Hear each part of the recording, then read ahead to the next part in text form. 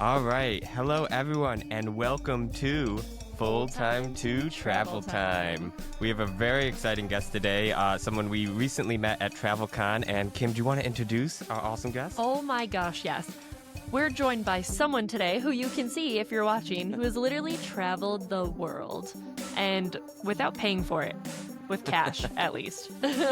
So, Katherine Fan is a personal finance expert, journalist, and public speaker with 10 years of industry experience. She began her career in tech before transitioning to journalism in 2015 and currently covers all things credit cards for Business Insider's Personal Finance Hub. And I know that you wrote for NerdWallet and I think The Points Guy also, which we'll talk about a little bit. But thanks to credit card travel rewards, Katherine has flown well over 1 million miles, visiting 44 countries across all 7 continents, which is awesome. She sailed with orcas in Antarctica, flown home in first class from Japan, photographed a wedding at Hobbiton in New Zealand, and gone on a safari in South Africa. But her most meaningful trips always bring her home to loved ones in Taiwan. So thanks for joining us, Katherine Fan. How's it going? Good. Thank you so much for having me. And We it's are fun. jazzed. Yeah, we I are loved absolutely meeting- jazzed. Wow, I loved meeting both of you so much at TravelCon. Yes. To anyone listening, pro tip, do what Kim and Isaac did. Just go up and say hi to people. I was definitely in my own haze, and they just came up and were friendly and chatty as they are right here. And it goes such a long way toward making strangers into instant friends. And it's such a good tip also for travel in general. So well done, you all. Thank you. And it's actually a funny story in that, like, you were the host of TravelCon, right? So you were like the person who kicked it off. You came in with so much energy. Empathy. Like we just loved your energy, and throughout the whole process, you came with so much energy, and you were so like just so willing to meet people. But we saw you like obviously kick it off. Then we were in the exclusive lounge, and you were on your computer. Now Kim's much more of the outgoing of the two of us. I'm an extrovert. And she was a bit like starstruck because like I saw you, I was like, let's go say hi. And she's like, oh, I don't know. Like she's working on her computer. You It's looked the so host. focused on like what you were doing at your laptop too. Like you were in the zone. And so Kim was like actually really shy, which was rare for me to see that. And so I was like, she's here. She wants to meet us. And so we went up and we said hi, and you were instantly like stopped what you were doing. You were so kind meeting us, you know. And again, we just thought you did such a great job hosting throughout the whole conference. And it wasn't just like you on stage that was great. It was you between the stages talking to people, and you won Best Dress Award Oh, as given by Kim. I was like, she wasn't just the best host. You won an award. Deemed Goodness, by us. you You did all. by Kim. Yeah, tell Say everyone what you wore to win that award, Katherine. That's so kind. I think it really goes to show you never know what someone's thinking inside versus, or like thinking or feeling versus how they look on the outside. I'm very glad you thought I looked focused on my laptop. I'm sure I was like, oh God, what did I forget to say? Did I make any mistakes? Blah, blah, blah. And I would not have known, for instance, that Kim was feeling a little starstruck or shy or whatever else. That's As a great. fellow extrovert, I feel that so deeply though, because my shy probably still looks like other people's extroversion. I just find myself blabbing a lot. It makes me think of Anna Kendrick. I think she plays those roles so well. Yeah. Yeah. But Yes. when I think of myself, people are like, oh, you're so outgoing. I'm like, I'm just really nervous. Have you noticed I'm talking very fast? And you just spit it all out. That didn't come across like too fast or like you seem very seasoned when you were hosting though. And everyone like you spoke very authentically for a host. Usually hosts are like, and now we're welcoming to the stage, blah, blah, blah. But you were like speaking very heartfelt and thoughtful. Like you were very just choosy in your words. Like it sounded like it came from your own heart and you built that yourself, which was special. Well, that's lovely to hear. Thank you very So much. if TravelCon's listening, bring her back. Bring her back. Thank you. Second vote. Cool. But yeah, we're excited for today's episode though, because we get to dig into your life. Yes, We get to talk about where Katherine got started in this space, the emotional impact of travel that just goes beyond just points and redemptions, and the hilarious, surprising, and sometimes unhinged realities of booking with points. She is the points expert. We've also definitely got a fun couple of games for you, of course, because I promised and you were pumped about it. But I'm definitely hoping to bring out your wittiness and some fun stories too. So And I'm very excited because, like, I consider us travel experts. We've traveled full time for 7 years, extensively all across America, all throughout Europe. And yet, neither Kim or I have ever booked a flight or a hotel on points. Literally have never used Really? points once. I That's barely even actually know what really points is. impressive. I find that Yeah, very impressive. So thank you. I would love to hear more of that too, because I think people are always wondering how to travel, and the default answer is always, well, use your points. But I love that, and I want to hear more. Yeah, and I want to hear how to use Same. points because, we've used Airbnb really extensively for our lodging, but, the costs of Airbnb have skyrocketed in the last couple of years to the point where, like, hotels are starting to re-catch up with the cost. And I'm like, well, I really need to start using points to save save some money when in between our Airbnbs and everything like that. So, yeah, we're excited to learn a lot more. We, use our business credit card all the time. So it's like, why am Yeah. I not using this sufficiently? Oh, I know it's Okay, probably good. going to make your ears hurt a little bit today, Catherine. I Like, don't think so. I'm always so fascinated by what people do. One of my favorite things about this current era in history is the way we can all talk about our money and our life choices a little bit more freely. Because I think it keeps us from, for instance, everyone gets paid better if we can talk about our salaries, and everyone can travel better if we talk about the different ways we diversify. So I love hearing that. And there's never such a thing as too clueless to travel or to whatever, like Yeah, you probably relate. So, yeah. yeah, you have to definitely. jump in and you got to make some mistakes. We've certainly made some mistakes, but we've also found while traveling, the universe loves it when we travel. Like Oh, things yeah. just align, it seems like, when we travel. It sounds Yes, like for you too, chaos you say the happens same thing. sometimes, but Yeah, it's like, oh, there's a giant storm, watching it split in front of you and a rainbow pops up and you're like, thanks, universe. Right. Thanks for making this work out. It's awesome. All right. So let's start with you then, Catherine, because I want our listeners to definitely like hear and understand like your background, where you came from, the origin story, right?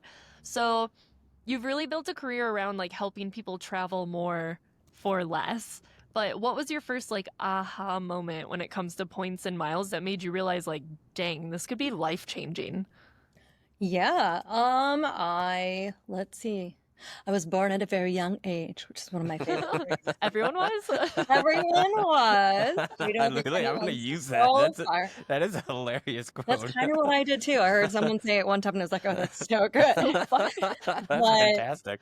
I think this is a common experience for children who are first or second generation children of immigrants. So whether you were born in the US or any other country that is not your parents' country of origin, you end up finding that your family's idea of vacations are actually just trips home to see extended family. Mm. So, like many other people in my situation, there are millions of us around the world. Um, I spent my first birthday in Taiwan, actually. So my parents are both from Taiwan. They came here as grad students, had me, I call myself a PhD baby, which I don't have a PhD, but I have several friends whose parents also seem to have just in the midst of an unlimited, just the endless grind of working towards your PhD. They're like, what, why don't we throw newborn into this mix?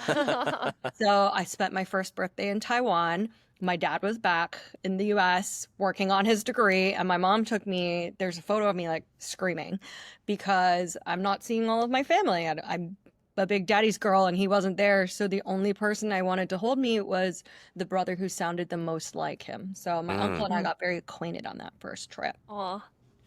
Fast forward about 9 years from there, I'd grown up in Texas until that point. My parents decided to move to Taiwan when I was 10. So all of us trekked there, me and my three younger brothers. And as a very American child on the inside, I suddenly had this big culture shock where people also considered me very American in Taiwan. So I learned a ton about my culture, but it's extremely expensive to travel back and forth internationally, especially at that time. So I only came back to the US. Let's see. I would say this whole average between birth to college, I traveled internationally between the US and Taiwan at least once every 2 to 3 years. Mm. Okay. So that stayed pretty consistent all the way until I was in my late 20s when I kind of stumbled into credit cards.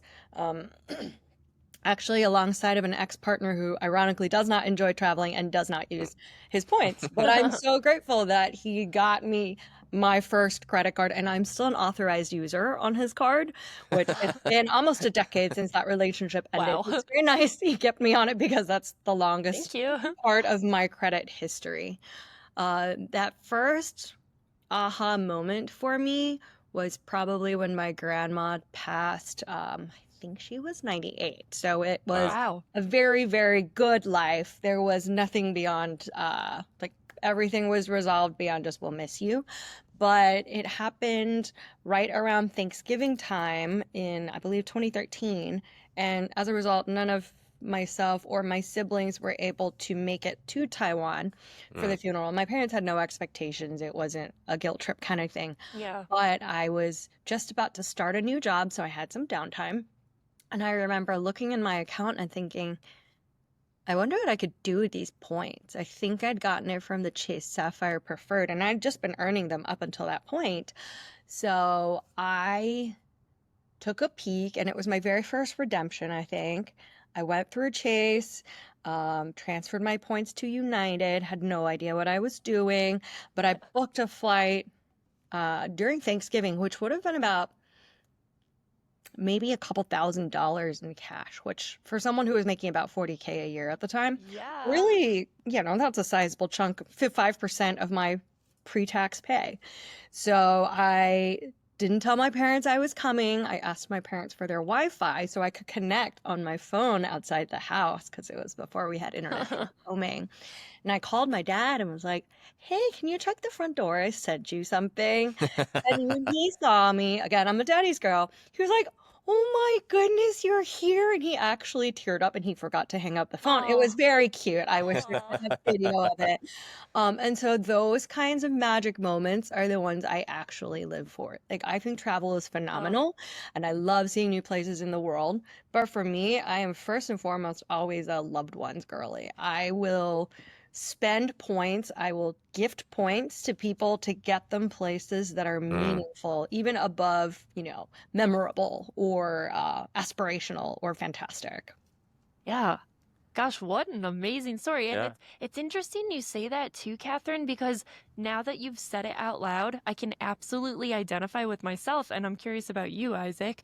But every single vacation that I took as a kid was a trip from Indiana to Arizona. We would fly there. It would be like, wow, we're going on vacation. But in reality, we were visiting my grandparents, or we'd be visiting like aunts and uncles that were out here. But I always saw it as a vacation. But you're right. Like, we're taking family trips that feel like vacations. Did you do that too, Isaac? I would say almost all my trips were that, to New Jersey to see family, to California to see family. I have one exception, and my dad would bring me to Bread and Puppet every year. So this is a very unique, unfortunately, I actually think it may be starting up again, but it was like this company that put on this massive circus in this field in Vermont. And my dad ran the International Mask and Puppet Museum, so, very involved in theater. And so, Which means Isaac is a professional juggler and has stilted since he was like 5 and 8. love I didn't learn to skate till 8. What a loser. But I just still remember being there because they called it Bread and Puppet because it was a free circus, but they sold bread and they had this old school like bread mill machine. And as a little kid, I loved milling the bread. I don't know why I was so fascinated with just like turning this crank, but I loved it. And so I just go and mill the bread for hours there while they were, practicing the circus and everything. And then my dad took a lot of influence on that, launched Circus Camp in New York, and that was for 8 to 14-year-olds to come, and they spent 2 weeks learning circus skills and then would put on a circus at the end of it. And I was obviously part of that and became the juggling instructor later in life. And yeah. And they would even give the kids, which I think is really cool, I'm going to note it, but even the kids who like weren't great at juggling or weren't great at a specific something, you guys always found a way to still like put them into the show somehow. Well, right? I was kind of unique. Anyone who was in my juggling class, I put in the juggling act, but that's not normal. Yeah, all right. But like I put them in as penguins or octopi. We have an octopus, or like stilting birds or whatever, Oh, you can't juggle, we'll be a penguin. Yeah. I love that. That makes Very me think interesting of like childhood. the Love Actually where the child is the nativity lobster, and Emma Oh, Thompson's yes, character yes. is like the nativity lobster. I didn't know this was So a funny. Didn't know a right, but I lobster made it love in. that. You know, at that age, who Yeah. cares? I'm in it. That's all that matters. Like Right. inclusivity is so important. Yeah. Yeah, that was really the only trip I can think of that was really outside. Aside from the occasional, my mom brought me to like Washington D.C., you know, and that was pretty cool. But I actually had no clue what national parks were until I was like 27. I'd never been to one. And you know, Kim and I went to the Grand Canyon together, which we just did a podcast on, and that will be released pretty soon. And even that one didn't like start our quest because like everyone's heard of the Grand Canyon, so we expected it to be epic. I didn't even know it was really a national park. The next park we went to was actually Bryce Canyon, and we didn't plan on going there. It just like what we had hoped to do that day didn't happen, so we Yeah. went to Bryce instead, and that was what kicked off our whole quest of hitting up the 63 national parks. Because we went there and we're like, Whoa. what is this? Like, it's a massive sandcastle we're walking into. Like, this is unlike anything I'd ever seen. And I was like, is every national park like this? And the answer is yes. Yeah. Every single one is epic, and every single one is different than every other national park. And every single one feels like you're on a different planet instead of a different country, which is bonkers. So that Bryce for us was like what changed our lives, because like after going to Bryce Canyon, we were like, okay, we need to literally change our entire lives so that we can set up a system so we can visit all 63 national parks. Yeah, and speaking of life-changing things, Isaac, I know you had a specific question for Catherine. Did you want to ask? I put you on the spot. So one of the things that we're really fascinated with is how other people have been able to essentially get the finances to be able to travel. You know, Kim and I did it by building a business and systemizing the business, but we found that there's so many other people who've done it different ways, and we're so fascinated by that. So for you, like, where were you able to align your passion for travel with your expertise and actually like be able to make money or be able to use your points in a way that allowed you to start traveling? A lot of trauma. That's probably not the answer you were expecting, but I think it's a pretty common one. You'll hear from a lot of people. Usually there's a big life change. If your life is fantastic, you're fairly unlikely to just say, screw it, I'm going to start all over again and do something different. But I started my career in tech, and I was going through some transitions at different times. I had some toxic work environments I ended up juggling, like many of us do. And simultaneously, the points guy posted a shout out for part-time contributors. So I decided to apply. I had zero relevant experience at that point. The only time I'd written an article, let's see, I'd written them quite a bit in college as a journalism graduate, but you know, you think you're not going to use that degree, and I didn't follow up at all. So they asked for a few different writing clips to showcase my past work experience, and I was like, you know what, I really want this gig. I think it'd be really fun. So I made them a whole landing page. It's still one of the things I'm the proudest of in my whole life. I spent probably 30 hours on this thing, enlisted my roommate's help. She was so kind. But over the course of 5 days, I learned a whole lot about being not as much of a perfectionist, because I was like, I have to learn how to code a website and all this stuff. And she's like, no, just use Splash that, the events planning page. And I was like, would not have thought of that. So I kind of, this is one of those look back and see how much you learned kind of things. But at the time, I didn't realize how pivotal that week was for me to gain the confidence that I could try something different. Because I didn't see it as, ooh, I'm going into this new chapter of life. It was just one of those, oh, this is interesting to me. And I don't think I'm going to make it, but I might as well try. And I'm one of those people who often will only do something if I know I'm going to win or I can do it perfectly or whatever. And I've learned a lot in this last decade about done is better than perfect. So this was a great example. Months later, after I ended up getting the gig, they told me, yeah, you really stood out because you followed all of our instructions to the T. So read all the fine print. That screened out like 10% of people to begin with, they told me. But out of 400 people, they only spoke with and ended up working with 10 of us, I think. And so that was something that I wouldn't have had gratification for right away. And it was really nice to hear that feedback later on, not because I mean it as, oh, I'm so great, but just, hey, you could, to our point actually about how you look versus how you're feeling inside. I would have thought I am absolutely not a good fit for this, but that's because I was going off of what I thought their expectations were. And they were just looking for somebody who is passionate and dedicated and willing to learn, which I think is the case for anything. You know, you're getting into this podcasting, trying out new software, you're learning how to travel and work full time, you're learning how to run a business when you don't have consistent internet or even a home necessarily. So no Yeah. one knows how to do a lot of the things that are coolest in our current generation, but it's never been a better time to try because we have wild opportunities to do things that our parents could never have thought of, or we couldn't even have thought of 10 or 15 years ago. Yeah, that's amazing, and you really hit on an important point that like has become like very prevalent in our lives and just teaching. And one of the things I always teach when I'm doing a talk is I say the perfect entrepreneur is the broke entrepreneur because they never put anything out. Such a good soundbite. That's something that I still have to work with. I have very high expectations, but I've just learned if you're doing something, that's better than not doing anything. And if you keep taking steps, you're going to accomplish something great. So, I mean, I think you really hit on that with what you were talking about there. Yeah, definitely. And you're known as like the points expert now. What's the nickname that I gave Catherine? Remember? It was really good. We actually know someone named Katherine Fan, the internet man. And so I kept calling you like Cat Fan, the points queen. I don't know. It's not very good now. I don't know what it is. When I think of it, I'll let you know. But essentially, like, you are the points queen, right? Like, you have all this expertise, but can you talk to us about like what were some of your earliest mistakes or like misunderstandings when you first started getting into using points and miles? Honestly, I still like hearing when people fail, so I will give you one of mine too. But I still make these mistakes from time to time. The biggest one is often if you sign up for a credit card and it has a welcome bonus, you forget something to do with meeting all the requirements for it, and then you don't get your bonus. Which happened to me no more than maybe 18 months ago. I was so annoyed with myself. But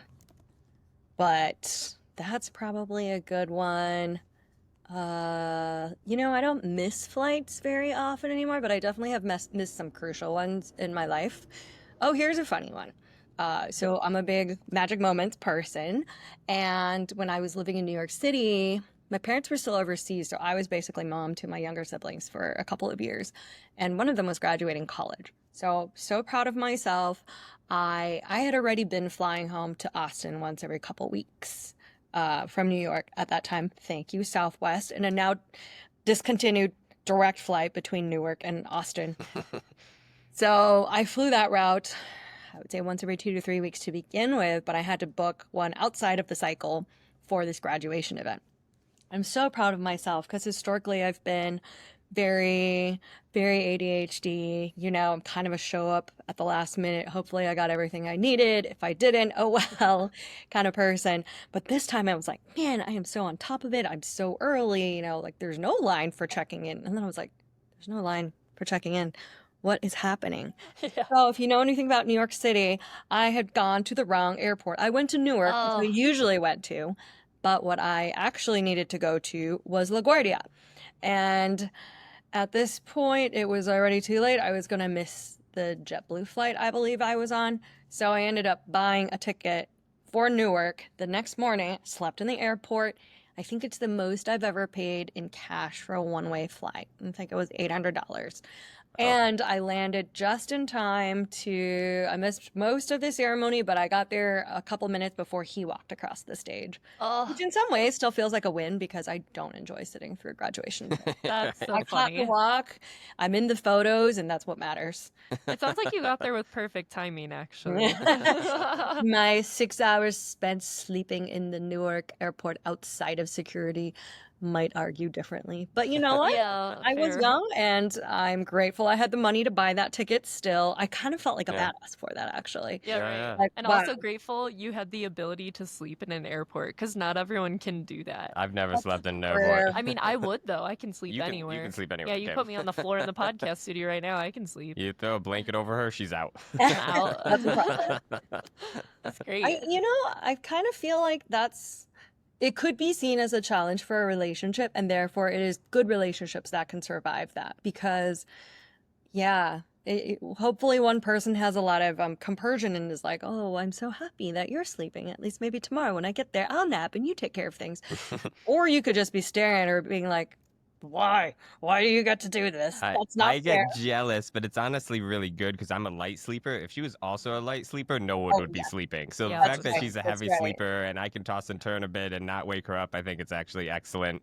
I And just need to yeah, be able to wake up when he's like choking in the middle of the night. Like I need to like I change my brain to be I like straight up triggered. started choking hard one night, and I look over at Kim. She's just passed out, and I was almost about to like hit her to be like, "Wake up! I need your help," I'm because, dying. and Don't I you couldn't care? believe she slept through the whole thing of me like choking hard directly Yeah. next to I've her. also slept through earthquakes, tornadoes, like just not the best. But also, like, why do you think I'm so chipper all the time? Like, I get amazing sleep She does. all the Yeah. time. There's a benefit. So I'm jealous, but I'm also happy. Yeah. I'm happy too. Yeah. I'm glad you're happy, Kim. Thank you, Catherine. So yeah, I definitely want to talk about the whole point system, right? Like we're new to points. I guarantee many of our listeners right now are new to points or miles or what the heck does that even mean and how do we use them? So what's the best way for travelers or people interested to start getting into using points? What are some like key basics of what we should know? So I would say the number one thing about points and miles, obligatory disclaimer, always make sure you're really responsible with your finances.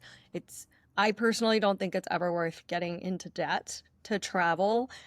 Maybe rare occasions are, those life-changing moments for friends and family. But honestly, I would say even for the two scenarios I've mentioned here, my grandma's funeral and my brother's graduation, I don't think those are worth going into debt for. If you're going to catch someone before they pass, that's a different story. But those are still strong wants, even though they feel like needs. So that is statement number one. And the reason I bring that up is because a lot of times people are like, oh, just get a points credit card, it'll be fine. No, credit card is not free money. Yep. And I think a lot of people know that, but we don't always feel that. So very good reminder, even for myself. It's always tempting to be like, whoa. And then beyond that, I would say there are many different types of points and miles. So think of them a little bit like currency. The US dollar is very universally accepted in a lot of places. So that's what I would equate Chase points to, Amex points to. So like the US dollar, the euro, something like that. In a worst case pinch, you can pay with dollars in Mexico and they'll take it. No problem. You could pay with that lots of places in the world. But if you go to, say, Taiwan and you have new Taiwan dollars, I can't really use that elsewhere. I can't even use that in China. Maybe some people will accept it as a one-off for me, but I can't use those elsewhere. I would equate airline miles, hotel points to be more like that. They are specific to that particular company. And even though Marriott, for instance, has tens of thousands of that's not quite right. It's like thousands, more than 10,000, I think. Yeah, even though they have thousands of hotels, I can't use those points at a Hilton. So even though Hilton has several thousand hotels as well, they're going to be like, no dice. So I typically recommend newbies start with rewards that are flexible. So again, you want the Chase points, the Citi, American Express, Capital One, Wells Fargo. Those points can be transferred to many different partners, and each credit card company has their own partners. So Chase, for instance, very famously partners with both Southwest and United. Amex partners with Delta, and Citi. They don't even allow transfers anymore to American Airlines. But yeah, we'll stick with Chase and Amex for examples. There are many different ways you could book a Southwest flight with an Amex card, but you cannot directly transfer your Amex points to Southwest. So these are important to keep in mind as well when you're thinking about how to use your points. Make sure you're not going for a flashy card that you can't use very often. One example I will give is the Platinum card from American Express. Everybody knows about it. It's the swanky, fancy, very expensive card. However, if you don't have any Amex Centurion lounges near you, you're almost certainly going to overpay for this card because if you don't fly through an airport with that lounge, it doesn't matter that you have that benefit. Yeah, shoot. Similarly, Austin is a great example. We don't have any lounges right now that are not tied to an airline. So even though I have a Chase card, I have an Amex card, and I have a Capital One card, none of those cards are valuable to me in my home airport. And most lounges now will only allow you to go into the airport when you're departing. So that means half of my flights, I don't have lounge access when leaving Austin. So these are all important considerations to think about. I would say most importantly, even like I mentioned with points and credit cards in general, think about your needs first, not your wants. Your wants are many and plentiful and much more fun often than your needs. But for most people, a good basic card to start with, that's the one you want. And actually, coming back to what I mentioned earlier about my first credit card, which is under my ex's account, your first credit card is particularly important because it's the one that's going to dictate how long your credit history is, and your entire credit score is anchored at least partially on that. So be very careful. Don't get $1 million a year credit card. That's going to be very difficult to justify if your financial circumstances change at all. I'm a really big fan of no annual fee credit cards for this reason. So you can just keep it long term, not think about it. Even if you don't use it, it's good to have those around. Yeah. Very Yeah. cool. Really good And- insights. Thank you. Yeah, and I want to jump into some other things, but I know we have a game coming up. So should we play Yeah. the game and then jump into because you're talking about transferring points off of cards to somewhere else. I've never heard of that. I've never done that before. And that kind of stuff. So I want to dig into more of that. But let's I like that Isaac's default is like, oh, let's just play a game. let's play a game, and then I want to dig into this, and I want to learn what I'm doing wrong. All right, deal. So before we get into the juicy bits, we're gonna play a game called Points or Nope, where Catherine, this game is all about you. We're not getting involved in this one. So I'm gonna describe a scenario, and you have to say points, as in like, yeah, I would definitely do this on points, or maybe I already have used points on this, or like, heck no, like definitely not, Kim. This is a terrible recommendation. Do you want like rapid fire responses, or do you want me to explain my why? If there is a why behind it and or like a real experience based on the scenario I'm sharing, you can give a little snippet on Yeah, each I would one. say if you feel like dropping a knowledge bomb, Yeah. drop your knowledge bombs. Yeah, that's right. Good stuff. All right. So the first scenario is business class to Bali, but your seatmate is an influencer filming the entire time. I'd book it on points. I don't want to pay that kind of cash to be annoyed. But I'm also the kind of person who would go over at some point and be like, hi, do you mind being quiet? And if I don't feel like it because, I don't know, it's like a terrifying looking influencer, I would ask the flight attendant to do it. I've gotten That's much better funny. at speaking up in general, especially if it's going to be something I will be annoyed at or resent and someone's breaking the rules. Mhm. So, Breaking yeah, the that's all. rules. Yeah, it's all part of I'm that my. person. You like breaking rules or you don't? No, she's- I'm a rule follower. She's such a hardcore. rule follower. It's just like in my being. I had to like teach her like, okay, some rules are flexible. I see the Yeah. troublemaker of the look. He's not sleeping. I can see why he went rogue. He Yeah, has right. a strategy brain. He's like, is it more efficient to do this or this? Or That's it's a like, circus child right there. That's a circus child. I mean, look, the That's circus is totally not is. rule following. I love his it. brain You're always right. goes to right. efficiency where I'm like, I don't know, I'll just be the sheep. Let me follow the longest line because that's where everyone is. Like, But I can't help it. we were going into Petrified Forest National Park here in Arizona, an incredible place. But we got there and we didn't realize that they actually closed their gates at 5 p.m. or 6 p.m. depending on the season. And most national parks are open 24/7 because there's Yeah. camping. But they don't want you stealing the petrified wood. I understand that. Yeah. So we get there. We'd just driven 5 hours to get there, and the gates were closed. And we're sitting there like, oh, Contemplating our my lives, God. like, what do we do? What do we Sit do? there in our And thinking. and somebody was leaving, and so the gates open, and I was like, Kim, drive in. And And Kim's she was like, no. she's like, oh my God, but what if they catch us? I was like, We they'll will be tell us to arrested leave. immediately. That's all. They'll just tell So us I to just leave. gassed it. I did it. I technically didn't break the rules. Did I break the rules? I don't know. The gate was open at the right time. Right. So we got in. We got to hike like an amazing trail, and then about an hour after being in the park, they came on the loudspeakers and were like, "Hey, everyone left in the park, please leave." And they so we went, did. Nice, And yeah. they were like, That's it is perfect. time to leave the park. And I was like, okay, should we run? And Isaac's like, no, they just gently told us we need to leave. We can Gently, head yes. now. Right. Yeah. Yeah. That's funny. So yeah, bending the rules. Right. All right, next scenario. A Marriott property in rural Kansas that used to be a funeral home. I feel like a lot of these are actually asking me if I would do them, period. I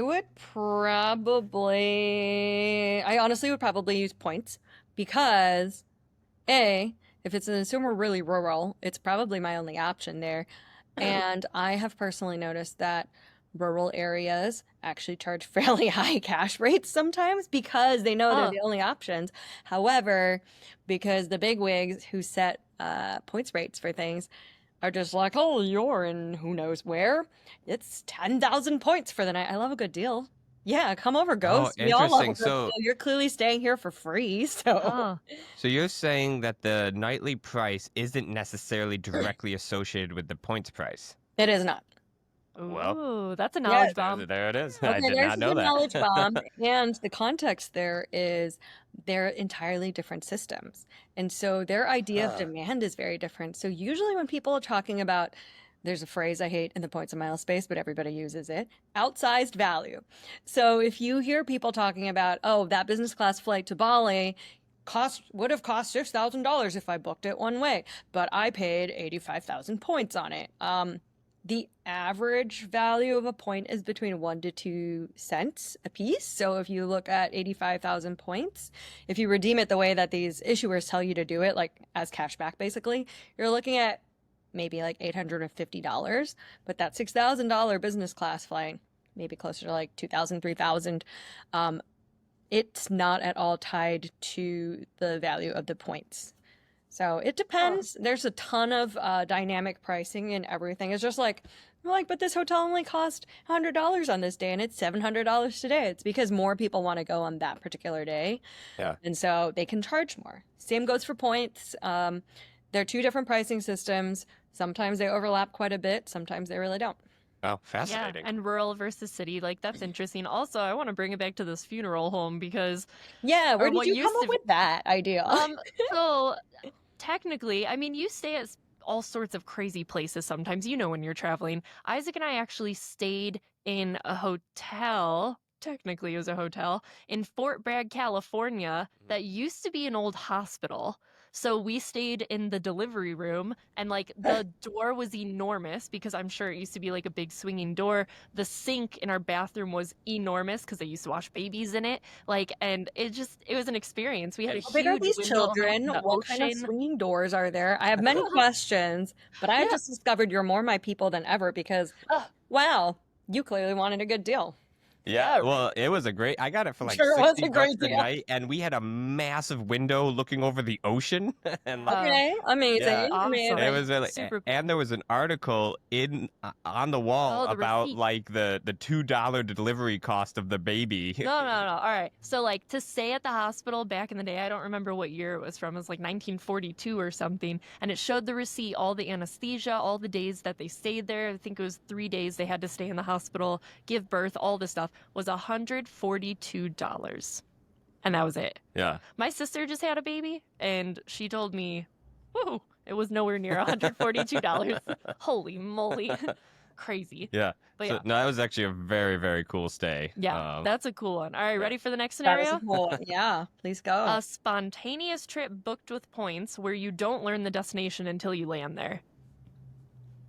That's scary. I mean, I You can guess go if anywhere. it's booked on points, then there's Yeah, no if it's question booked to on it, points, right? yeah, Is it like, spontaneous, would I go or not go? If someone else is paying those points, absolutely. I don't care where you send me. Send me to rural Kansas in a funeral points home. or nope. I You guess would points or go. nope doesn't say my points or your points or nope. So Correct. That's your right. points, yes. All right, last one. A night at the Park Hyatt Tokyo if you agree to sing karaoke in the lobby. No, done. Obviously, I will do so many things every stay. But also, I do enjoy karaoke. Of course you do. Karaoke, as they say. What's your go-to song for karaoke? Don't Stop Me Now by Queen. Oh my God, yeah. Powerful, Like powerful. I want to hear it now. Oh, Like good Johnny energy. thinks. Stop me now. Wow. Yeah, I I love it. mean, All right, tenacious. Isaac, you said you're about to get in the juicy stuff now. So like I'm already learning things, but so I have a couple of credit cards. Obviously, I use all the time. My personal one is know. Chase Sapphire. This Preferred. preferred. That does matter. And that was really helpful when traveling abroad for no transaction fees. No international fees. And the car insurance, which was great. Didn't they have like travel Chase, insurance if you too? hear this, sponsor these people. Listen to them rattling off your benefits right now. We've actually recommended this to many people traveling, and they've all said great card. I think it's an $80 yearly fee, but also you're supposed to maybe get like $50 to use on a hotel that I've never figured out how to use. So like Okay. there's something like that. And then my business credit card is the Capital One Spark Business, Okay. and this gets $8,000 to $10,000 a month put on it. Yeah, because of our business Okay. expenses with And Localfi. So I've literally never redeemed these. The only thing I do is I redeem the cash back. So Yeah. like I recently just redeemed like $4,000 cash back on it. yeah. But now you're telling me I could have booked 17 first flight tickets to blah blah blah and blah blah. Yeah, we're gonna ask you. Are you willing to stay at the Park Hyatt Tokyo and sing for it? 'Cause Yeah. Yeah, No, just let's say like yourself. Isaac doesn't do karaoke, but I will. I will volunteer to do that karaoke. And this is why it's a good idea to be in a good relationship, because like one of you doesn't sleep and the other one will sing. So yeah, that's fair. everyone- Done. and if the singing doesn't work, then you go juggle some things. They're gonna enjoy this. Right. He juggles everywhere we go, Catherine. I Yeah. have so many We, videos. Like I can kind of relate because my We- brother did that a lot when we were Really? kids and teens. Yeah, I actually could juggle at some point. I'm not very good at it, so I'm get something to juggle. will in here? never do it in general. But I have no doubt you are fantastic at it. We drove up Mount Lemon with Marina, one of the speakers at TravelCon after Oh, TravelCon, yeah. which phenomenal drive. But she had asked me like previously to juggle, so I like picked up 3 rocks and just started juggling on the mountain. I'm pretty sure you juggled snowballs while we were at the top of Mount Lemon too. Yeah, I yeah. probably have.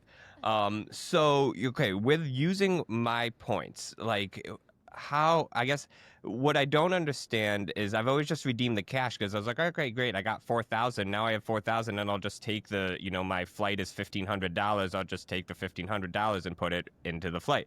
And I think I've always tried when I've looked at flights, I've always done it directly through the card platform, and it's always the same price as what I find on like Expedia. So I'm like, why go about doing it this way? But you're telling me I have to transfer points maybe, and that's what I'm missing. I will tell you a fun little fact. The reason why you see the exact same price you would see on Expedia is because Expedia powers the Chase platform for travel. Okay. At least I believe it still does. It did at some point.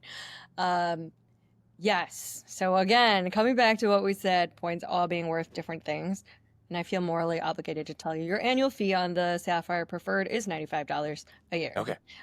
Because this is kind of helpful to know because there are a slew of really good travel rewards credit cards that are all under $100 a year. So that one, the Venture Rewards card, why am I blanking all of a sudden?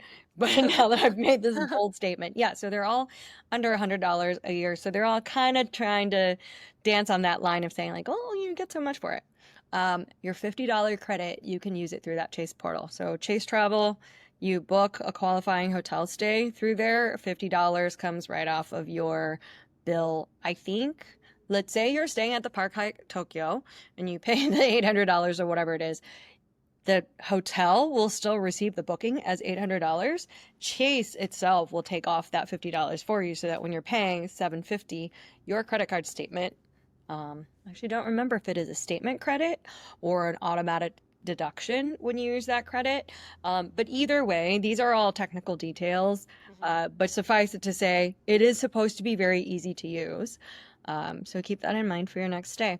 Typically, I like to use benefits like that one on a cheap one-off. So you're going to rural Kansas just for one night, go ahead and use it there because you probably don't care about the other benefits like, oh, do I get free breakfast here? How nice is the pool or whatever? You're just there to stay and use it. And because it's $50, it's not significant enough for me to want to splurge on, Oh. a $800 room, I'm not spending my $50 credit. So let's go find a rural place first. That seems like a low ticket, like, let's test out this whole points thing first. Well, you're technically not using your points for that one because Oh. you are buying it. Um, But we're booking it through the rewards portal. yeah, because Okay. that's the only way you can use that particular credit. So Oh. usually when you have cards that have these types of travel portals, there are two different ways you can use your rewards. You can either book through it and still pay cash, or by cash, I mean you pay with your credit card. So let's say I'm booking a $100 hotel room. I can choose to pay $100 on my Chase Sapphire Preferred. And when I check out, I'm just going to get those bonus credits. I think you get 5 points per dollar if you book with the Sapphire Preferred through Chase Travel. Because they're incentivizing you, book with us. We got Yeah. a little commission, so we'll pass on some of that savings to you. So if I were to just use my credit card to book it directly, I wouldn't be getting those 5x points. I have to book it through the rewards portal. If you don't book it through the rewards portal, you get Interesting. 2 Mm. points per dollar on the Sapphire Preferred. Interesting. Oh, yeah. Okay. And take so they're advantage of really what trying to points you can incentivize get. you. Yeah. Yeah, yeah. However, you can also buy travel through the portal and choose to use your points to pay it off. And because you have the Sapphire Preferred, you get a 25% bonus. So let's say a $100 hotel room. Let's give you the $50 credit. So now you have $50 left to pay. You can choose to pay for it in cash, and then you'll have a $50 charge on your credit card, but you'll have gotten 250 points because 5 times $50.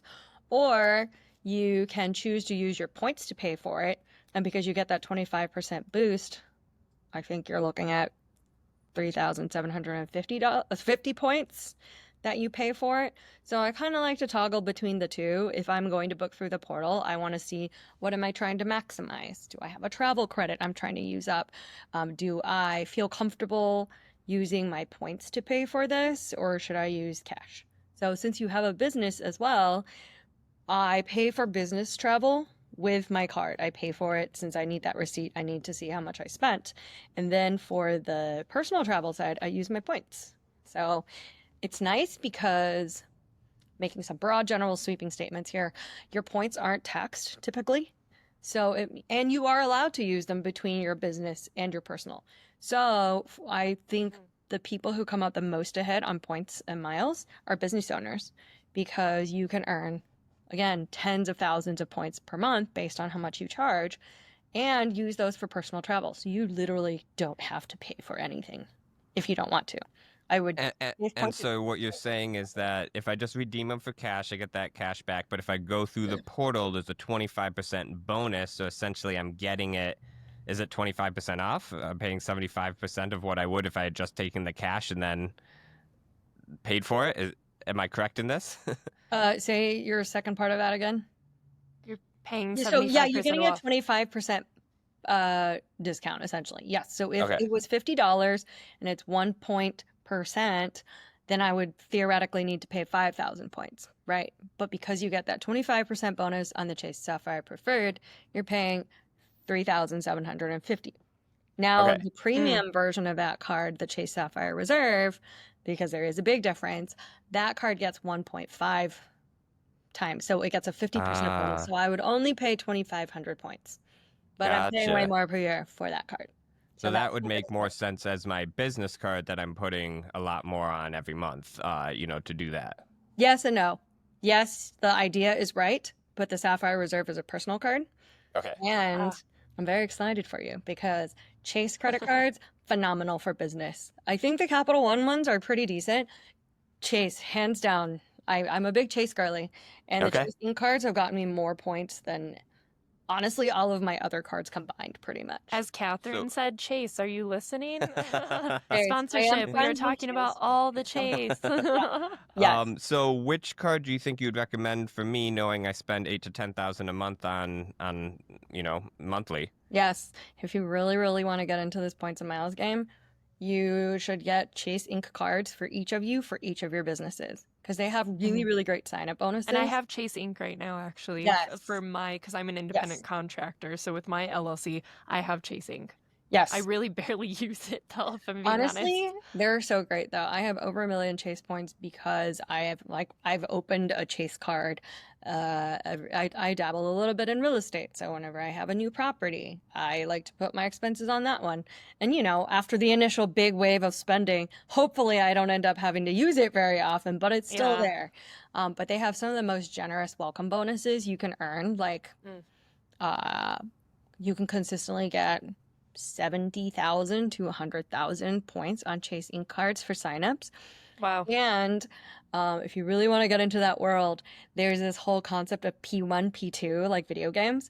So because you're a couple, Kim, you can refer Isaac as P2 for X card, and then you can get a referral bonus when he signs up. He'll get a referral bonus if you sign up on one of his cards.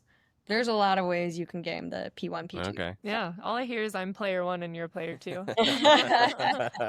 You said video game. Yeah. I did say video games, yeah.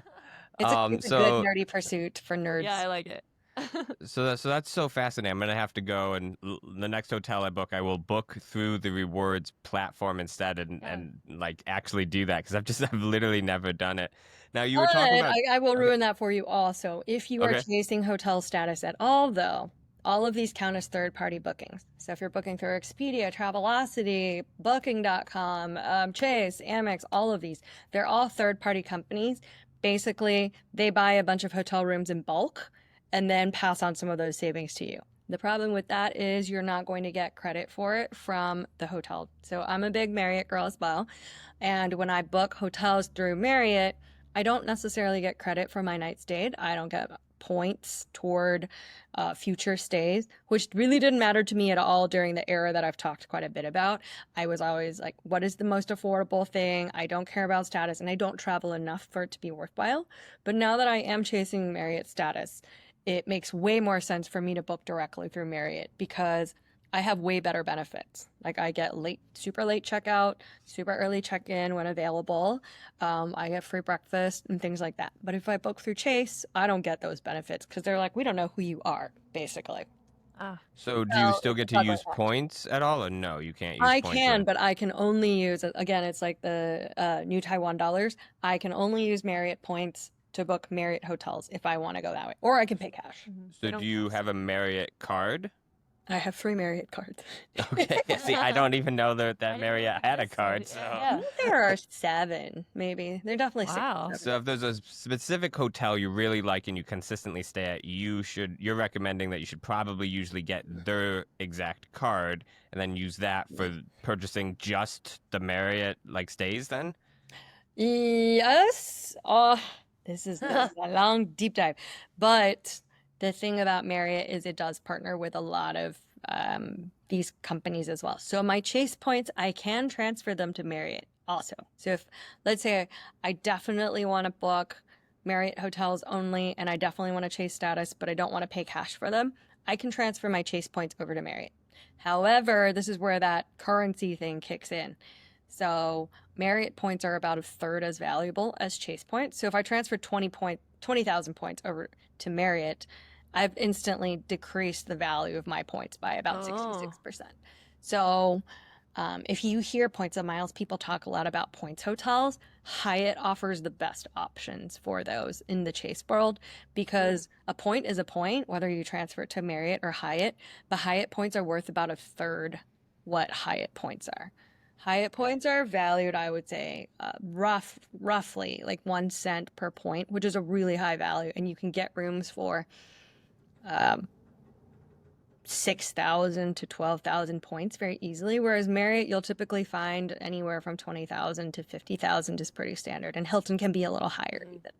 So Yeah. there's a whole lot of mental currency that you have to juggle. And that's why there's no single option that's best for any individual person or even couple because your needs are going to be different. You know what you might want to book Right. for your business travel may be very different from your personal travel. That's why you said needs, not wants. Like, I love that you Yeah. said that. That's another knowledge bomb. Like, know what you need, not just what you want. 'Cause I see a lot of value And for us, like having the versatility to have a card that you can use in different areas, whereas like Right. most of my family, they're super high on like, oh, I got my Southwest card, so they Yes. use their points for Southwest, but then you're just limited to just Southwest. And I think Right. we recently heard that they got rid of their free baggage Yeah, check right now. That is that was happening the in a big month. talk at volleyball last night. Yeah, everyone's real bummed about it. But yeah. Yes, I think Southwest is this is what happens when you get an investor who's really, really driven by bottom line. So I think Yeah. all of those people who are really big Southwest fans actually really need to consider how much value they actually get from flying Southwest now, because if you want to check a bag on every flight, you're going to need that credit card more than ever. Yeah. And a lot of times, the best reason to keep an airline credit card actually is so you can get a free checked bag and so on and so forth. I Oh, almost yeah. never check bags, yeah. so it doesn't matter as much to Yeah. me. Yeah. But especially for families or people who travel with a lot of gear or business stuff, very helpful to have. Yeah, good note. So let me, and I'm probably asking you questions that you're like, this is so obvious, but to me, it's just like you're opening up a whole new world right now. New stuff I still learn every day. I so feel like you guys- Jasmine, a whole new world. I know, I hear it in my head. I'll take you on a flying carpet. Only 5 points. Yeah, per I'm day. there. I'm there, Catherine. Also, when we come to Texas, we want you to cook us some spicy Chinese food because I Absolutely. read that that's a specialty of yours. Where did you go with this? Well, I read it was a specialty. So, okay, so we can book directly, and you can book flights directly through your card as well. But you're now talking about transferring points. What does that even mean, and how do you go about doing that? Yeah. And I guess when is it beneficial to do that? Yeah, perfect. That's a great question. Transferring points is every major card issuer has a bunch of partners that they work with. The latest example is Wells Fargo, which added them, I believe, last spring. And they only have 6 or 7 partners right now, which is much less than Citi, American Express, Chase, Capital One, and even Bilt have more partners than that. And those are just airlines and hotels that have partnered with these credit card issuers. Many of them offer credit cards through these companies as well. But you, again, like I said, with the Marriott points, I can use my Chase points and transfer them through the travel portal over to Marriott. So I want to book Marriott. I don't have 50,000 points. And I'm like, this is worth it to me. I send my Chase points over there. I cannot send them to Hyatt. I cannot send them to Hilton because Chase does not partner with Hilton. And similarly for, say, Delta. I love Delta. I love Chase, but I cannot use my Chase points to book Delta award flights. Let's see. What else do you want to know on the travel front? Like, how do you transfer? Oh, how do you Right. transfer? You usually have to be logged into your your dashboard. So you go into your chase.com, log into your account. I believe on the right sidebar, there is something that says Chase Travel, check to see how much your rewards are worth. And it's important to note, you'll only see that if you have a card that earns travel rewards. If you have only a cashback card, you won't see that. But you can have multiple cards across all of these. So, for instance, Kim, I'm assuming you have access to the Chase Sapphire Preferred card also. Like, do you have an authorized user card under Isaac? I don't. Ooh, So okay, that one. as a couple, we operate very independently of each I other, see. even though like we've been together 10 years anyways. It's just, I don't know, we like it. It's easy. Yeah, So like I have my own Chase accounts then, and I have multiple cards through Chase as well, the Chase Ink, the Chase Freedom, and then he has his own stuff But through his typically Chase portal. speaking, I'm the one who books and pays for all of the lodging and travel. And I drive all the time. Yeah. Sorry, there's a slight lag here. That's okay. What was the last thing you said? Okay, all came back. I was just saying that I'm the one who typically books and pays for all of the lodging and travel. So, those would be going through my cards anyway. Okay. No worries. I was just trying to see if you had access to both sides of the portal. No need. Yeah. But yeah, so to transfer them, yeah, so And it's you'll see an example, Isaac, for your Capital One portal. You're not going to see that option because you only have a cashback. card. Yeah, the Spark is a cashback Yes. card. It doesn't have travel benefits, so you won't Gotcha. have that. Right. But it sounds like you just log into the Chase, you see Yeah. Chase Travel, you click on it. Is there a button that says like transfer points? Yeah, also, honestly, anytime I'm stuck, I just go into Google and type, how do I transfer blah, blah, blah. Because it doesn't make sense to keep all of it in your Yeah. head. It changes all the time anyway. No, yeah. I usually will Google it, but you can you can always find it when you log into your dashboard for any credit card. Whether or not it's easy to find is another thing, but it's very Yeah. easy for all of the major ones. And especially if you were like a built credit card person, a lot of these more fintechy ones, you can do it directly through your app. Gotcha. And what is the benefit of transferring your points aside from just booking directly through the portal? Is it really the chasing a reward status is the main thing? Or? No, not chasing reward status. It's you can get much better value a lot of the time. So that example I gave you earlier of our Bali business class flight, it's $2,800 in cash or 85,000 points. I'm getting, you'll see people talk about this a lot, but like my value per point or cost per point, cents per point, any of these abbreviations kind of go to show you that. Let me do the math really fast. Oh, hope I didn't ruin some. 85,000. Good questions, Isaac. Okay. Yeah, I So mean, it's just so fascinating. Yeah. If I redeem 85,000 points for a flight that cost me $2,800 in cash, I'm getting more than 3 cents per point value.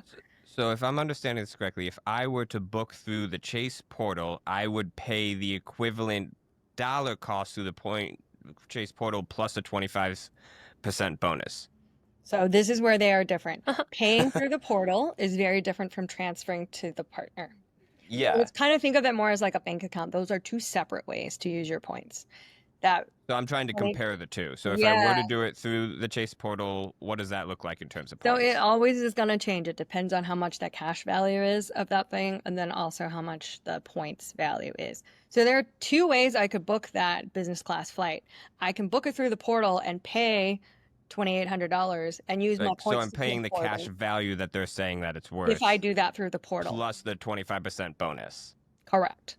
But if I the best- transfer them to a partner that offers that flight for 85,000 points, I'm typically getting a way better value when I transfer. So that's why transfer partners are valuable. Gotcha. So you just have to do some quick math or It have may an not be AI quick do some math. quick It may be math. very That's slow what I was math. going to say. Yeah. Just chat GPT it and see, Yeah. is it more valuable to transfer these points or to just book it this way? Right.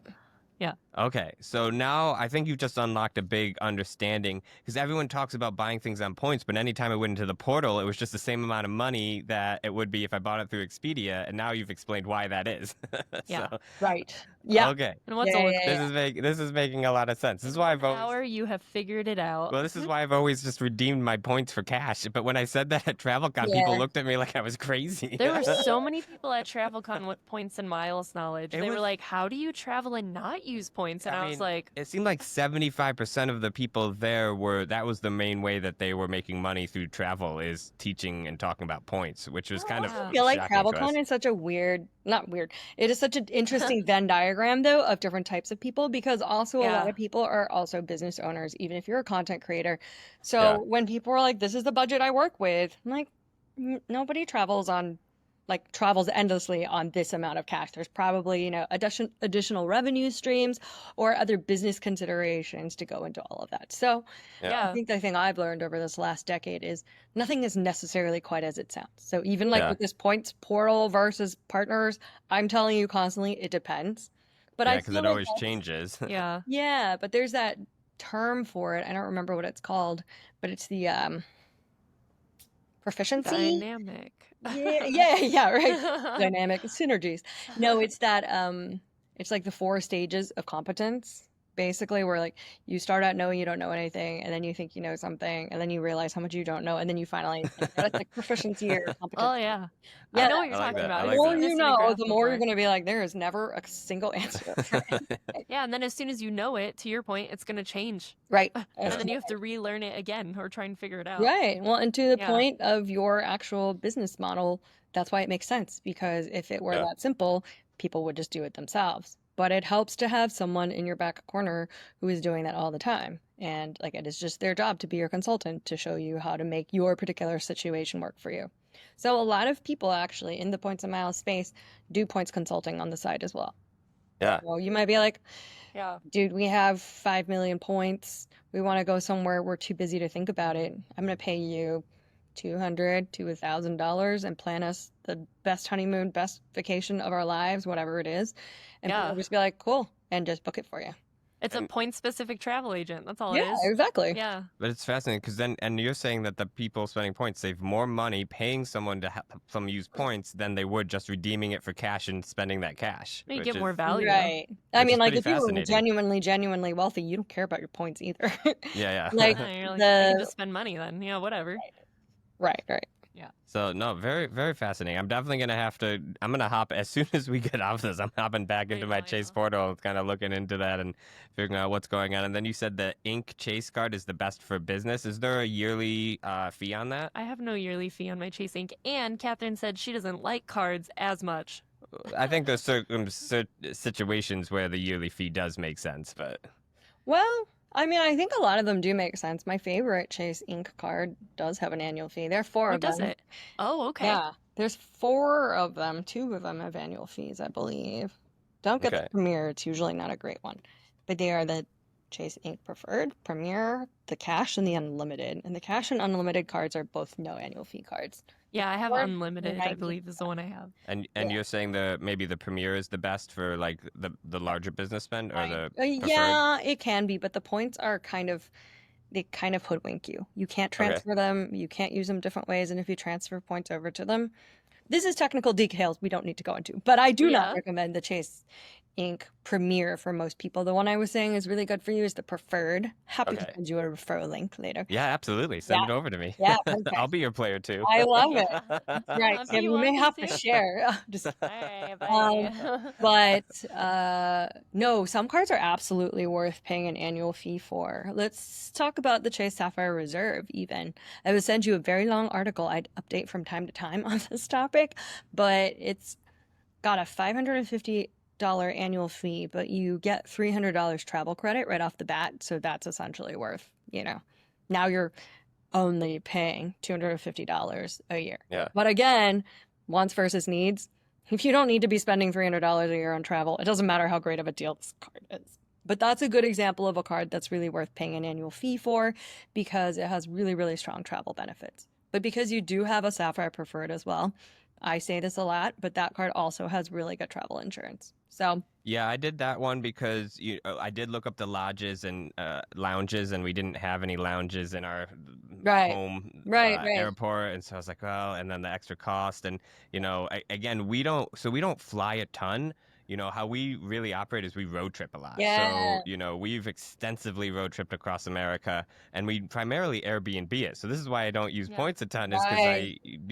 we road trip and Airbnb. However, we we flew to Yeah. Europe in 23 and spent 3 months, and we did stay at a couple hotels and a lot of Airbnbs, but definitely a few hotels as well Yeah. on that trip. And I was talking to someone at TravelCon, I'm like saying like I kind of struggle with like longer travel flights because I do have challenges sleeping, and they're like, Right. well, you probably wouldn't struggle as much if you were flying in business class. And I was like, That's not true. You touche. so well, because I struggle sometimes. They're very hot a lot of the time, I've found, because you're farther from the vent, and that's the most first world complaint. But I'm like, oh, this is not the magical excursion someone told me about.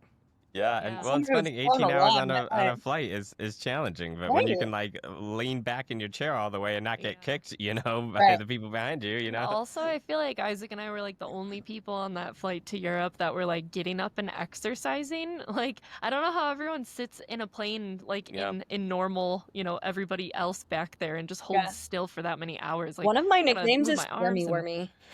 Squirmy, wormy. yeah, like, How many ooh. nicknames do you have? Many. Okay. Oh. But I prefer Points He's Queen like, because I'm Squirmy Wormy doesn't have the same ring to it. Yeah, I would say, I think, again, it really depends so much on who you are because I think I'm a little bit more like you in the sense that I would care more about having a comfortable place to relax once I get there. I can kind of just get through any flight. I have had to many, many times in my life. But if you're not a diehard av geek who adores the experience of flying and everything about it, then don't spend your money there. Just like anything, any other resource, don't spend your energy or time or money in a direction that doesn't make you particularly happy. Like, you Again, could spend need those 80. versus want. Yeah, exactly. You can But spend for those me, like, 85,000 points, but you're way better off getting an amazing hotel room for that. Right. but I know when we flew to France, I struggled for like 4 or 5 days with the jet lag, the lack of sleep that I had flying over there, and it made the first like 3 or 4 days there really challenging. And if I had been Yeah. able to lean back in my seat and sleep, it might have been much, much better. So. And he says challenging, but we still kicked ass and did a Oh, ton absolutely. of stuff nonstop, even while he's like groggy, hazy, like power napping every once Yeah. in a while. Amazing. You gotta go. You gotta move. All right, Yeah. so we have one last game to play, and then we got to wrap up. But All right. yeah, so it's way down. Nope. We are playing Oh, the most unexpected game, Ta-da. where I'm gonna ask 3 questions, and all of us get to participate in this one. Okay. But it's the most unexpected blah blah blah. Okay. And you just answered on what that is. So we'll start with, what is the most unexpected thing you've ever seen in an airport? Catherine, you can start us off. Or I can start us off while you think about it. Sure. Yeah. The most unexpected I've seen in the airport, I think we were in Germany, like when our plane aborted and we had to evacuate, and it was right before we got on that flight. But in the Frankfurt airport, they had like an interactive wall in the airport where everyone could like scan the QR code, I think it was, and then you could join on your phone, and you are a paper airplane and you're all flying together that's on really the entire cute. wall. Yeah. And I was like, wow, what? We got in on it too. I joined one of those. That's And like, it's very just artistic and pretty. I don't know that there was any goal, but it was nice. It was Yeah. cool, and it was That's really beautiful. cute. Yeah. I like it. Isaac, what about you? Yeah, I would say we were stuck in the Phoenix airport actually for a bit, and there was a whole museum there which we didn't expect. And so we got that's to go cool. through his local art, and there's some really cool local art, and I just didn't expect there to be a museum. So while we were Yeah. waiting and for a flight to eventually be canceled, we got to check out. Right. Yeah. At least you were cultured while you were waiting for food. At least that was Love that. cultured. Unexpected. What Yeah. about you, Catherine? Okay, I realized from your question that I must zone out a lot in airports, but I will say 2 things that kind of don't conform to your question because that's who I am. The first one that's sort of predictable is the Singapore airport is a marvel in and of itself. You could literally hang out there for 72 hours. You can have some of the best food in your life. There's a butterfly garden in it and many other cool what? things, like a 3-story slide. But the other thing that came to mind first was one of my favorite times was landing in a plane not in an airport. When I flew down to Antarctica, I flew over the Drake Passage to King George Island, and you land on very packed gravel, and it's like all black volcanic lava, and it's very, Wow. very cool. And Wow. really primitive looking in a very cool, eerie way. So Wow. That that sounds was so my cool. non-airport story. And I will say, I am a bit jealous of you that you have accomplished something that is a life goal of mine of going to all 7 continents. I did not Uh, think it was a goal of mine. And then once I got to the point where I was traveling a ton, I was like, Yeah. why not? So I have now jokingly said I will go to the moon someday. I have honestly no strong desire to go to the moon. But if the opportunity arises, I will. Yeah, not why do not? that now. Use your points to Yeah. make it to the Maybe. moon. We're at 4 of 7 right now, so or at least I am. I There haven't you counted yet, go. but Yeah. we're getting there, and I really want to go to Antarctica. I know, Okay. a whole other conversation. Yeah. We'll Wait, so definitely which need to 4 do. have you been to? The North America, America. yeah, North America, Yeah. China, Europe, Australia. Okay, cool. Africa, I've really enjoyed so far. I've been to 3 Yeah. countries Yeah. in it, and they're all I have to go visit beautiful. Kenya. I have a lot of Kenyan friends, and they've Yeah, been I telling me wanna I go gotta come too. visit. Best beer in the world, I've been told, is in Kenya. Okay, So, awesome. I also really, really loved Cape Town. Like, I will not stop raving Yeah. about it to everyone. It is Penguins. gritty and Eh, gorgeous. Or would we- be my we- 2 words for it. We watched the penguin documentary that was in Cape Town with was Pat so Oswald good. during COVID. It was like a really nice, like actually like positive That Yeah. is really documentary nice. series. I will say that was So- one of the most grueling flights I've been on because I went Okay. Yeah. week. I think it was like Wow. children's holiday break, and I flew from the US over to Amsterdam, which is one of the biggest hubs for it. It's 12 hours in economy and like seats that are not designed for, they're just designed for giant Dutch people, and I'm not Oh my that. gosh. So I'm just like, the headrest is up here, and I'm like, oh God, I hate That's everything. funny. It's we're not common that we hear the seats were too big. That is not a common thing you hear in Well, they America. were Yeah, still yeah. narrow. Here's the thing. They were narrow and tall. And I was like, Oh oh my man. gosh. Yeah. That's funny. That's interesting. All right, next, most unexpected. What is the most unexpected situation that happened in a foreign hotel? Oh, And are we counting hotels as like Airbnbs too, Isaac? I or was just thinking hotels, so. but hotel? All right, what? You start I'll us go off, first. Isaac. When we landed in France and we got a nice hotel in Paris and we went to go lay down and take a nap because we just gotten off a long flight and there was no top sheet Whoa, interesting. and we were very surprised by this and we were like, where's the sheet? It was just like a duvet, a blanket. So we went downstairs and we asked them we tried to ask for a sheet. Now Kim 'Cause I can can speak speak. French, and Can- literally I was like, how do I piece together the Right.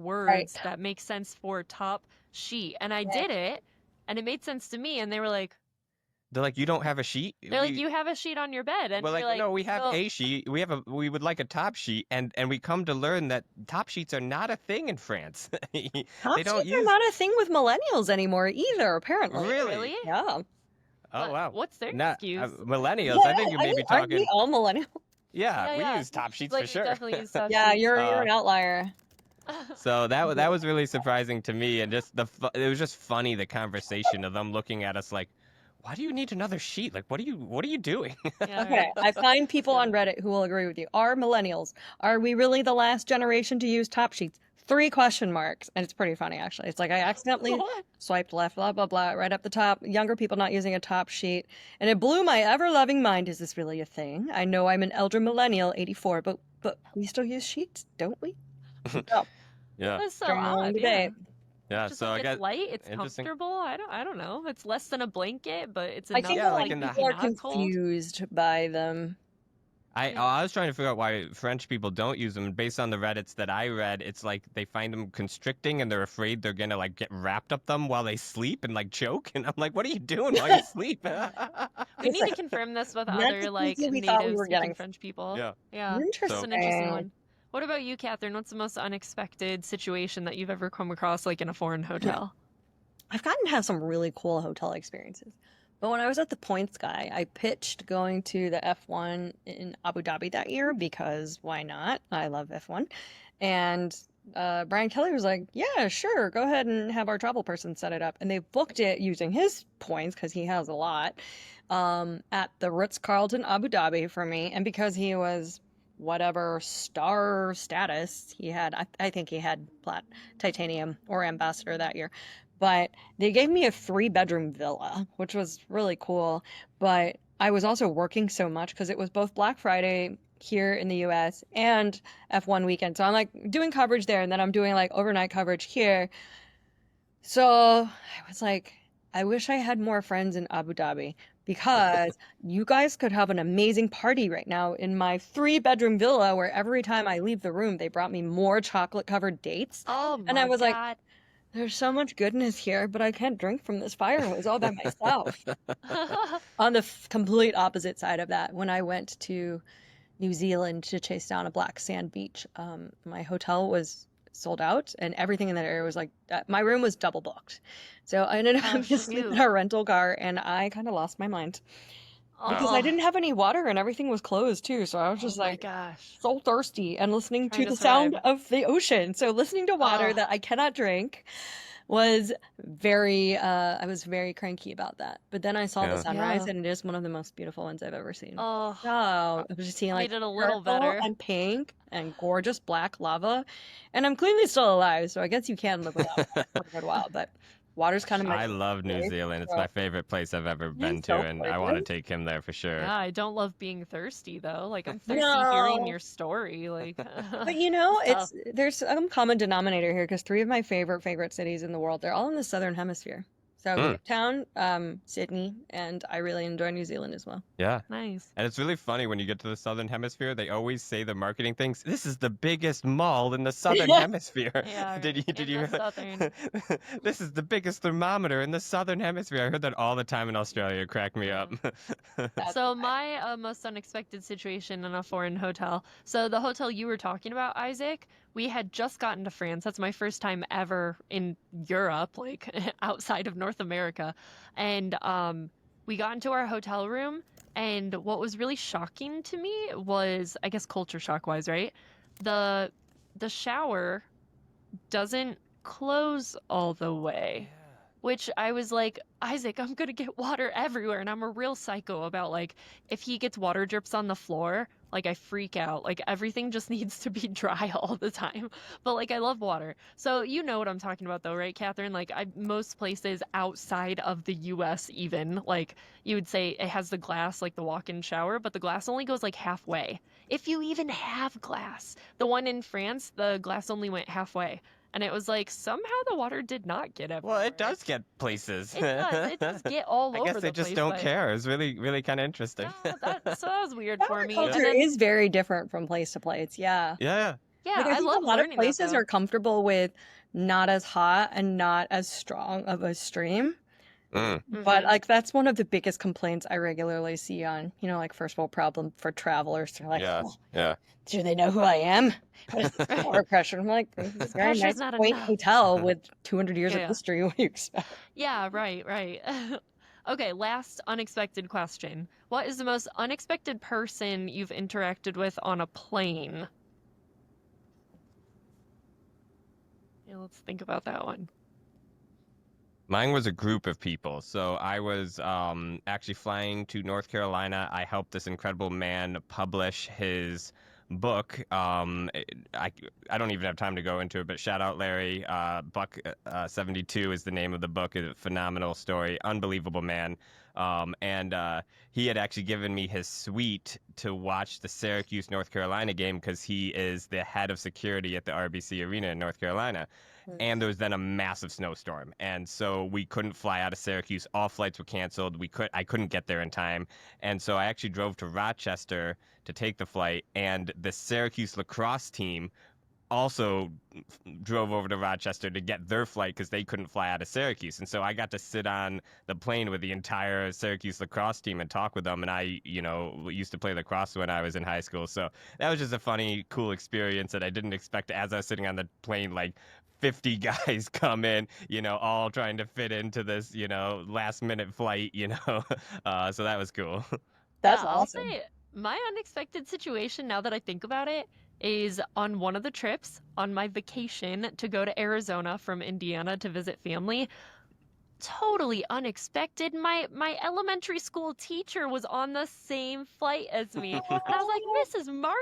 And she was like, oh, Kim Coates. And I was like, this is that's so cute. so odd. But I was also a perfect student, so it That's was a good there you meeting. go. It wasn't like, oh, that naughty kid. Like, nope. It's just love this that. angel. Yeah, over my here. teachers wouldn't have been as happy to see me. Yeah, They but they said, I'm getting off this plane. I just love like, that. what And are I'm the always chances? surprised by, but I feel like that actually tends to happen strangely often. Like you would be surprised how many people I run into in New York City. My theory Really? is because when you have these big okay, a great example, my very first time in New York City ever, I'm walking down Fifth Avenue and just out of the blue, I see a coworker from Austin that I don't know very well. She just happened to be there as well. And we're just in the busiest part of Fifth Avenue during a Saturday afternoon. Like just so busy. But these places where there's a large concentration of people that like to all go to the same place. Like your teacher, it makes sense. If you're going home, she's more likely than not at least going to be there. Another random one. Okay, I can't think of a good one for a plane, but I will tell you a random one. This one I love. In 2009, I was studying abroad in Shanghai, and I'm just about to wrap up my program. I'm leaving in like 2 days, and there's this massive square. There's like probably 100,000 people there. And I pass a guy who I hadn't seen in years, but it was my childhood pediatrician from Taiwan. And kind of he had a dinosaur for his mascot. So literally my siblings and I always called him Dr. Dinosaur. So I could not remember his name for a hot Dr. second. So I Dinosaur! literally yelled that in this square, and he turned around and he was so shocked and surprised to see me. So his kid was about to study abroad. But I was just like, what are the chances? Because I've That's been... fun. And he recognized you? He did. Yeah. Oh, That's awesome. I know. That's So so like super, super random and serendipitous moments where you run into like that, I think Yeah. is super unexpected. also, what an unexpected but super awesome nickname. I Yeah. know. Oh, I know, Dang it. right? That is And he really was just cool. the best pediatrician Yeah, too. that is awesome. Yeah. Oh yeah. Very cool. Well, I know we have to wrap up, but so appreciate you coming onto the podcast, teaching us all these things, dropping knowledge bombs left and right. I'm excited to actually go and check out how many points do I have and what can I use them on. My next hotel, Yes. I will book it through points and I'll let you know. I Yes. love it. We'll Yes. report back. So, for our listeners, before we sign off, Catherine, like for people who are interested or just inspired after hearing the show, which we hope you guys are, what can they do to learn more from you, or how can they connect with you? The best way to reach me is typically Instagram. So it is Katherine Fan Girling, because my last name's Fan. And you can read all of the guides. I'm constantly updating on points and miles at Business Insider. So just look for credit cards. My name is probably on it, either as a writer or an editor. Yes. Awesome. As I've deemed Cat Fan the points queen. Yes. Don't forget Squirmy Wormy Extraordinaire. Squirmy Wormy. AKA. AKA, right. I want to learn more of your nicknames because each one is great. Squirmy Wormy. Oh, Awesome. but thank you so Awesome. much. It's Thank you awesome to catch up also. with you and So see you nice to again chat. too. And yeah, thanks for being on our show. So you got to join us on the sign off though. Okay, So what is the when sign-off? we give you the cue, you got to say with us full time to travel Oh, time. Can you all right. handle it? Okay. All right, ready? Thank you for listening to Full Time to to Travel Travel Time. Good work. Good work. Love it.